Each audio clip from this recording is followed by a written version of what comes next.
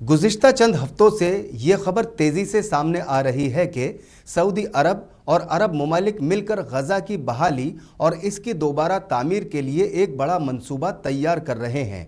अरब रहनुमाओं की मुलाकातों में जो रियाद और काहिरा में मुनाकिद हुई, इस बात पर गौर किया गया कि गज़ा में तबाह होने वाले मकानात, अस्पताल, स्कूल और सड़कें दोबारा कैसे आबाद की जाएं।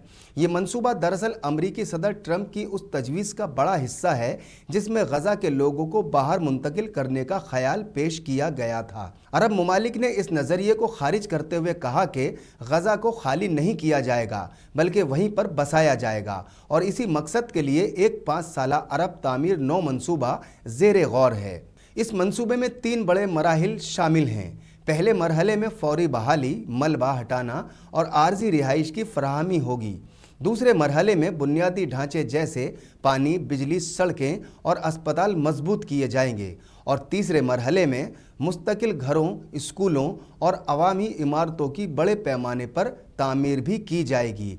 एक अंदाजे के मुताबिक गज़ा की मुकम्मल तामीर नौ पर तकरीबन $53 अरब खर्च हो सकते हैं और अगर ये मंसूबा अमली शक्ल इख्तियार करता है तो लाखों बेघर फ़िलिस्तीनी ख़ानदानों को दोबारा रहने, जीने और आबाद होने का मौका मिल सकेगा।